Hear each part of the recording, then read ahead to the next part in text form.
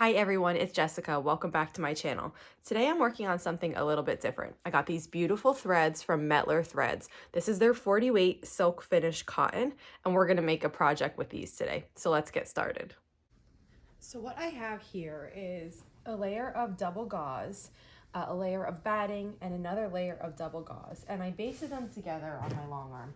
Now, it is a little tricky to baste this because double gauze is so soft and flexible that as I was doing the basting stitches, things were pulling, but it's still going to work out okay for me.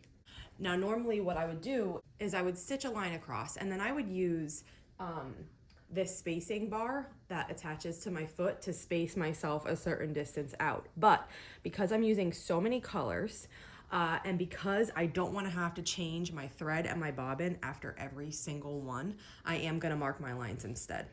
And what that's going to do is it's going to allow me to sew all my red lines at once, then go back and add in, this is a color that's like in between red and orange. The number on it is 0510.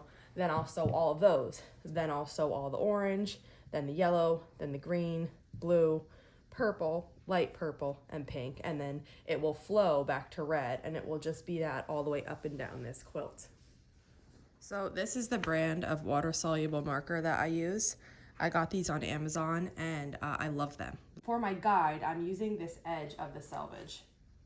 And I'm just going to come down like 1.5 inches, I think looks good, because that's right beyond my first basting line. And I'm just going to draw a very light line. And this is not air soluble, so it doesn't disappear by itself. It's water soluble. So you have to wash it or just spray it with water. I mean, I recommend everybody test what they're using, but I've never had any issues with this.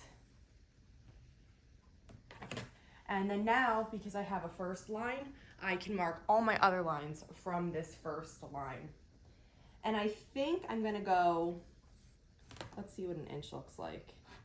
1.5 inches, 1.25 inches. I think I'm gonna do 1.25 inches. I like that spacing. So we're gonna go 1.25 inches from that first line. So usually when you're doing something like this, especially for the first time, the first couple lines, you know, you're like unsure of the best way to do it. They turned out nice and they're spaced correctly, but you're just unsure. Now that I'm halfway through, I've hit my stride, and I decided that I'm not going to take out these basting lines before I stitch because, like I said, I don't want to have to change my bobbin and my thread every time. So what I'm doing is I have 2 rollers together so I can go the whole length of this. And I have marked the line, and then I just flatten it the best I can because I'm okay with this being a little bit scrunchy. It's supposed to be a scrunchy bunchy, like very comfortable baby blanket. So then I put my ruler on the 1.25 inches away from the line that I just drew. I make sure that they're all straight in line, and then I draw across. And then I just continue this. So this is called Silk Finish Cotton. It comes in 40 weight and 50 weight. This is the 40 weight, so it's a little bit thicker than the 50 weight. This particular spool length is a new length for them, and it's 1,094 yards. And the other new thing is it's a cardboard spool. So I just think that's fantastic, very sustainable, and not any plastic in this. Okay, on my Bernina B770 QE Plus, I'm using stitch 6. This is a triple stitch, and it gives a really thick, defined stitch like here in my sample. This is oversized, so I'm not really worried about, you know, exactly how my edges start, if they're even, really anything like that. I'm just going to start sewing and just try my best to stay on this blue line that I drew. And I just kind of let the machine take this. I'm not really pushing or pulling. I'm just having the fabric, just lifting it up with my right hand here so that it's not pulling down on my lap. And I'm letting the foot do all the work. I'm just gonna continue stitching this and all of my red lines. I made quite a bit of progress on this. I have my red, orange, orange, yellow, and green. And there is still blue under here. I didn't clean it yet. So the colors are not looking as perfect as they would look. Now, if you look on the back where there is no blue, look how nice those look. So it's going really well. And it's a little bit bunchy, but that is exactly what I expect. And literally when I'm quilting this, I'm like wanting to go lay on the couch with it. Like, it's so comfortable. It's so comfortable. I'm about to start my blue. And here's what I've been doing. I've just been starting off the edge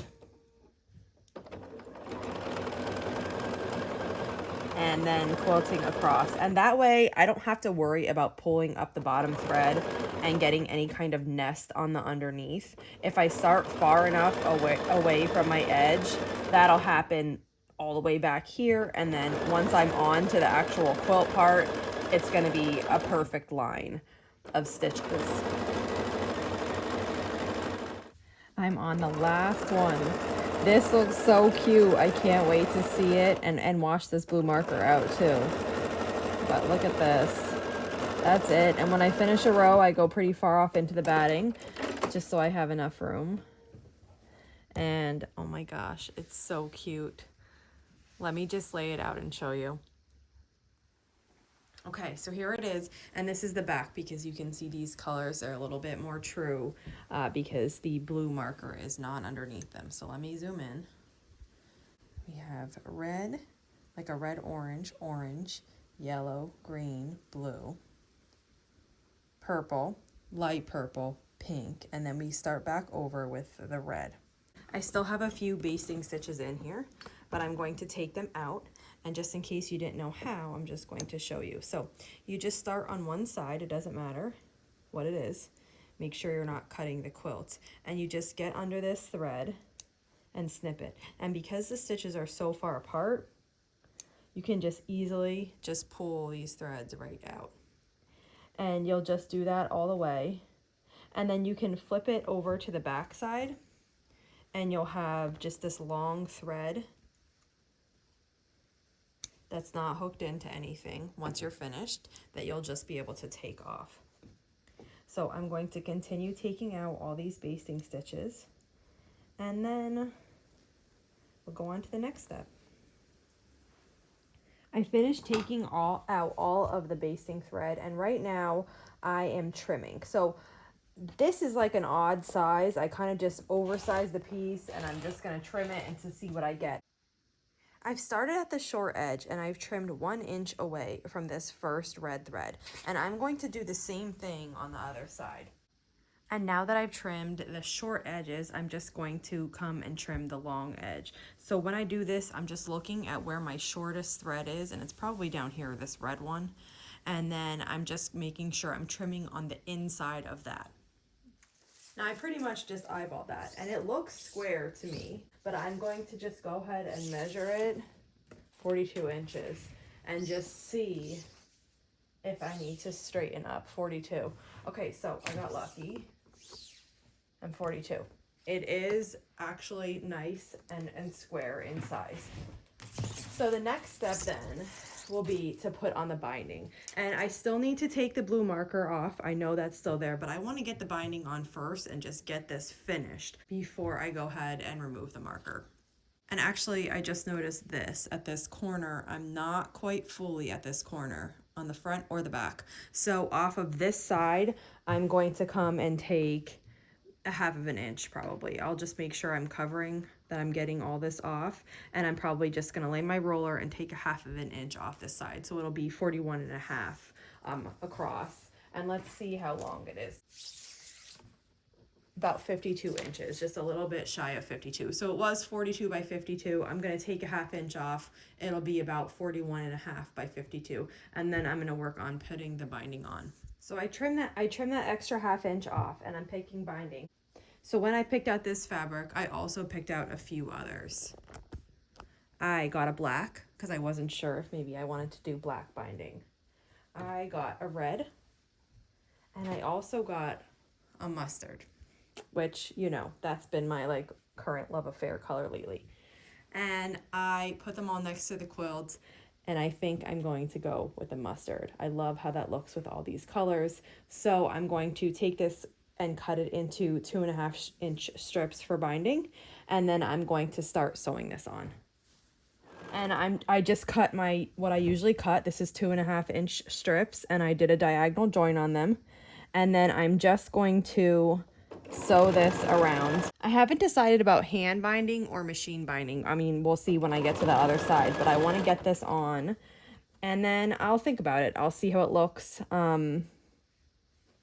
You know, if I were to do it by hand, and kind of try to get an idea how it would look if I'm going to do it by machine. But this process, I'm following it exactly the same way as if I'm binding a regular quilt. I'm just being intentional and not trying to stretch this.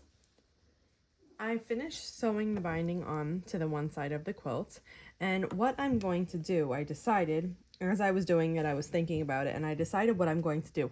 I have a cream color of the same thread that I did this triple stitches in.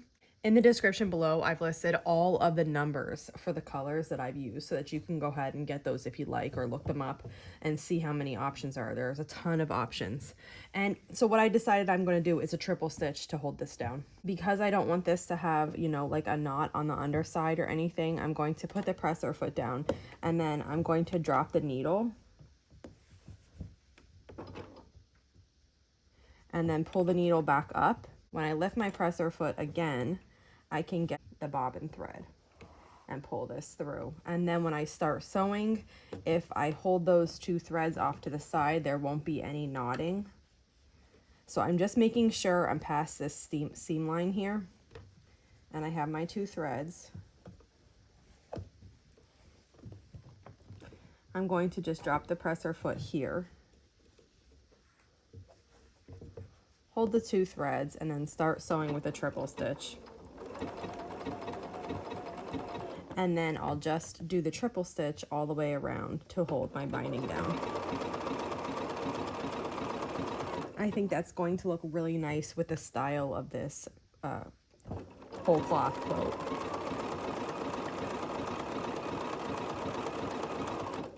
Okay, I finished the binding, and I'm really happy with how this turned out. So this is what it looks like on top. It's the exact same stitch that I sewed across here. And then on the back side, it's just right next to the binding. And then I also need to remove the blue. So I just want to show you what I usually do for that. Now, this whole quilt, I'm probably just going to put in the washing machine, and then I'm going to hang dry it. But if you didn't want to wash it right away, I just have water in this spray bottle. And you can see right here where I did an X. Magic. This is really just magic, and I could sit and watch it all day because look at this one. See how the color is not quite right? Well, you might not be able to tell, but I can see the color is not quite right because I can see the blue under it and the purple. And then when I spray it, look how nice that gets to be just the purple. You can really see it on the yellow, so let's go to that. That's a yellow. And then when I spray it, totally gone and beautiful. So this was a fun, great project. Oh my gosh, I love it so much. It turned out fantastic. It's so scrunchy and comfortable. This is going to make a great, great, great baby quilt. And it was easy too. It was easy. You just pick out your favorite thread colors, pick out some fabric, and sew it together. Really fun and easy. So that wraps it up for today. If you have any questions on how I made this or anything that you've seen in this video, just let me know and I'll be sure to help you out. And if not, I'll see you back here soon. Thanks for following along.